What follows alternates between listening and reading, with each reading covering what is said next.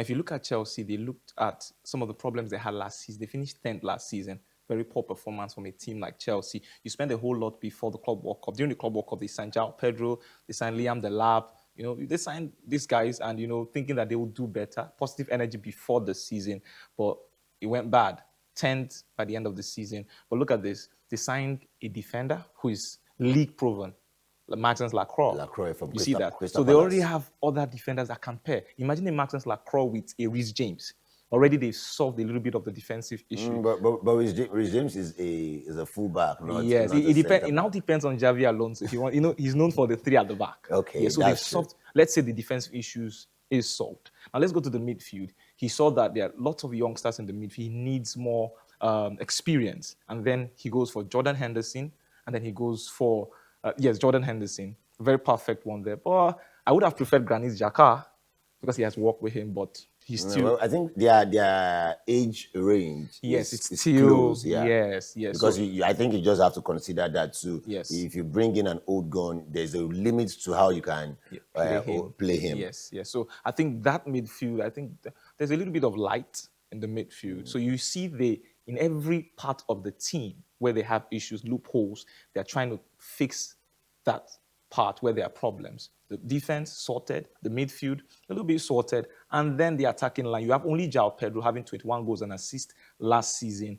A very good performance, best Chelsea player of the season, but they needed someone with experience. Liam Delap, 1 goal last season, very, very poor. The expectation was so high Yes. for Liam Yes, Delap, very- and he just came in and it was lost. It was You lost. can't come to Chelsea Football Club and you don't have results. It's not possible. So I think right now Chelsea are on the right direction. They signed the players that they need, and I believe they would sign more.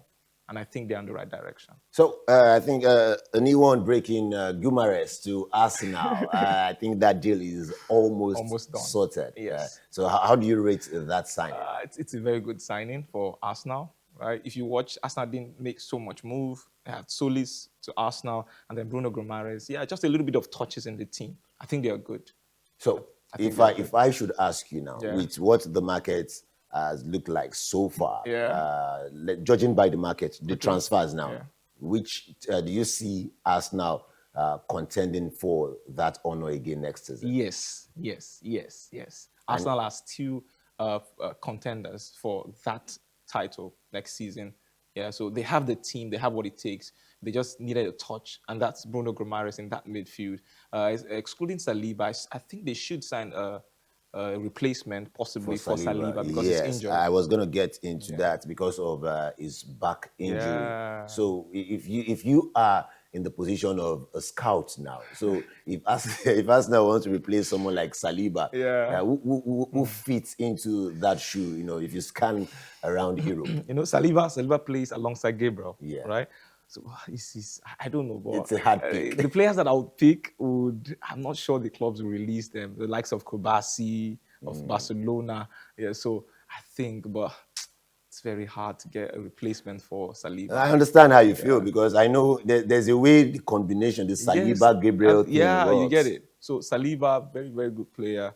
But the replacement, very difficult. I think that's where Arsenal will get issues, will have issues. Remember the game against the France game where Saliba got injured?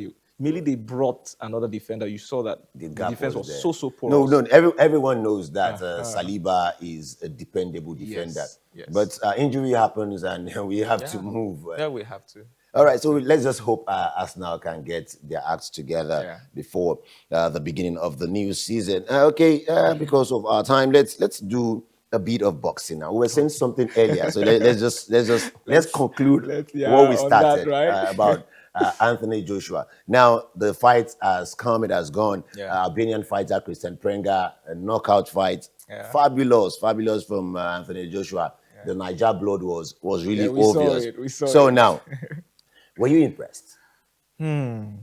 I watched that match live and I was so shocked at the first round. He was dropped down twice.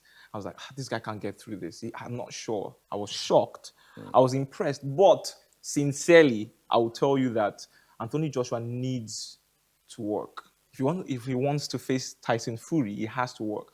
That performance there, he did well, but he needs more level to fight Tyson Fury. He needs to do better because his stamina wasn't the Anthony Joshua that I know. His stamina wasn't there. His defense, wasn't there. That's why he got knocked down twice. So I think he needs to work more. He has some months more, but I think he needs to work So still more. talking Anthony Joshua, Yeah. the major fight everyone is expecting, the Tyson Fury Anthony Joshua bout, which will go down as one of the biggest bouts in Britain. Yeah. So do you see that fight happening, or is it just going to be another media hype? No, it's official. Tyson Fury also he wants the fight, and Joshua wants the fight. Yeah, so I'm possibly thinking by November it should happen. So yeah, it will happen. So if you're Anthony Joshua's coach, Yeah. judging by the fight against Prenga, what would you tell your boxer? Bro, you need to work. Yeah, so I think he needs a lot of work to fight Tyson All right, Fury. so let's move away from boxing a bit now, within the confines of time we have, and let's stay with the African women's football. Yeah, the WAFCON. A big shout out to our 10-star generals, talking about the Super Falcons. They've done well for themselves. Very well. They've had 10 trophies in the past, so they dominate the African continent. No one can take that away from them. And with that expectation, people expected their first match at this year's WAFCON to be a strong performance, to silence the opposition. But things went the other way around.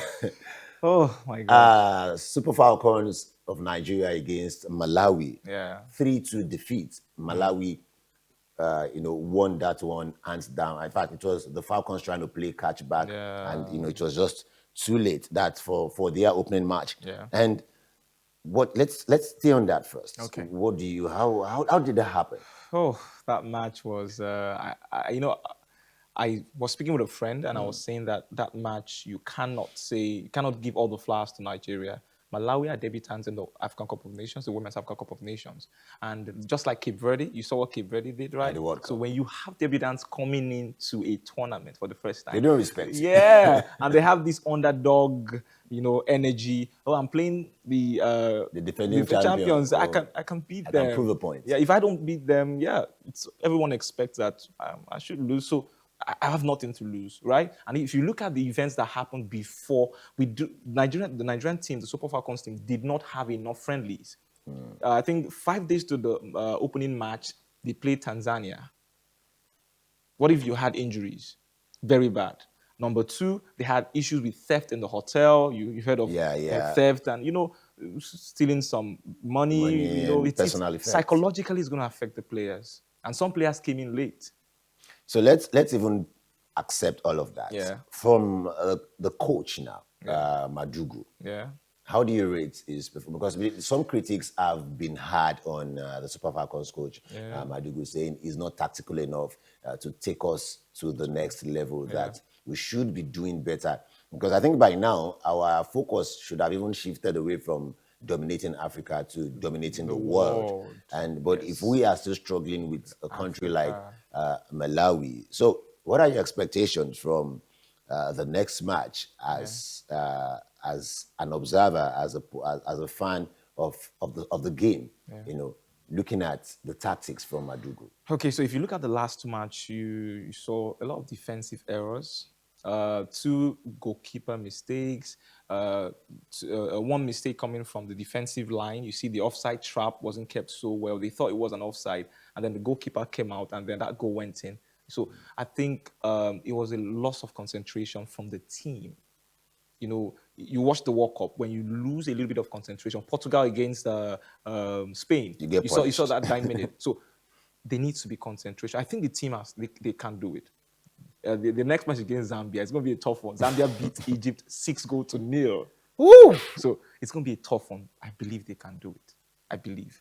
So the coach, I don't think he's a tactical coach. Let's give him a little bit of a thumbs up.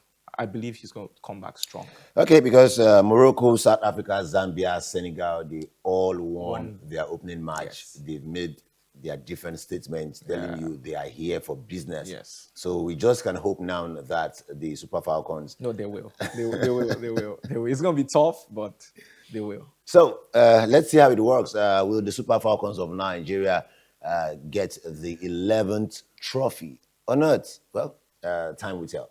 Yeah, time will. Fingers crossed.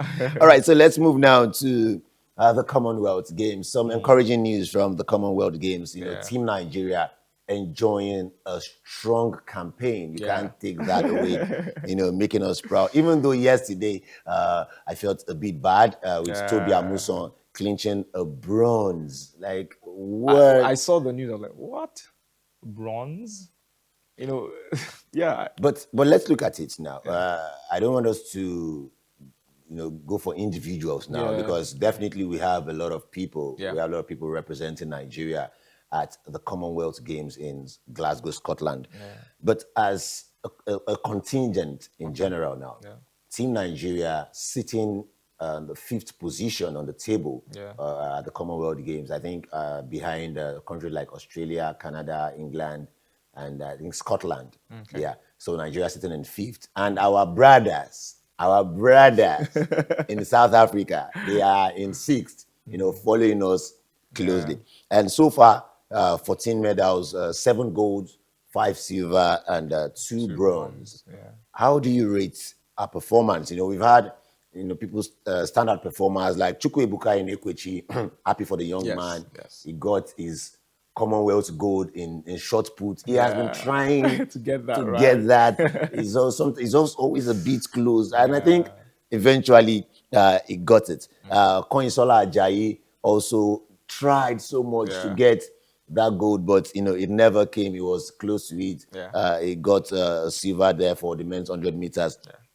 Toby Amuson, now the latest one, the one we all expected. The expectation is always so high. That, okay, if every other person struggles, you know, she will do. But before I allow you to react to that, I think we need to give credit to our lifters, weight our power lifters. In fact, they were the ones who striked gold first. They, you know, and I think every time we go to these games, our lifters are always there to deliver us.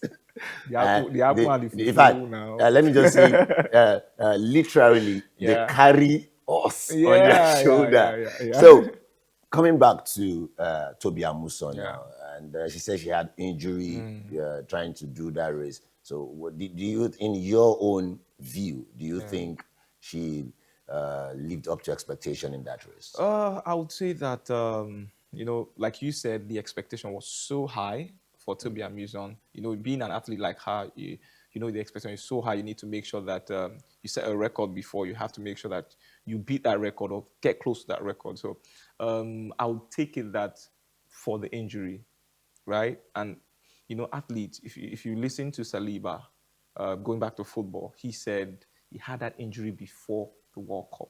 But who would want to miss the World Cup? It comes every 4 years. Even if you want to be on the bench. You will have to, because there are players there wanting to start ahead of you. So he played till that match where he had to be brought out with the injury. So who knows? She has been bearing that pain, but she needed to compete. So I'll come from the point that, yes, it's not a bad outing. With the fact that she had that injury, right? We know Toby Amuson on a normal day. We know what she can do. We know what she can bring. So whether the wind is there or there's no wind. So she did so well. Possibly some athletes would, with that injury, would not even get the first 3rd place. The first to 3 places, they won't even. So possibly 4th, 5th. But she did well, got bronze. So let's appreciate that. Let's. All right. The last time Team Nigeria had the most wonderful outing at the Commonwealth Games was in Glasgow. That was in 2014, and this particular edition is looking so promising already. So do you see Nigeria making that same top 5 or top 3 at the end of the event? They're 5th right now. Yeah, 5th right. Yeah, I see them because Nigeria is a blessed nation, right? So we have lots and pools of talent. So I see them top 5 for Nigeria. I think it's still on. The competition is still on. So yeah. All right, so let's go to sports entertainment now. Yeah, because I had to leave that as the last talking point. Sports entertainment, we know this is not professional. We all know it can't be professional because I don't even know which category to put them right? If it's heavyweight, middleweight, or bantamweight. So I'm talking about the fight between Charles Okocha and Portable. So they've had this fight Yeah. before. I think we talked about it last The week. last week. Yeah. But since the fight is here to happen, we also have to prepare the mind of our viewers for them to know that something big is happening. We've seen their pre-match banters, online, Yeah. offline. We've seen them train hard, and you're wondering what belt what belt are you fighting for? Are you preparing to face Tyson Fury or Alexander Usyk? And Yeah. so let's look at it now. Yeah. So it's entertainment, Yeah. it's franchise. Yeah. What do you think this particular type of fight is doing for sports and at the same time entertainment?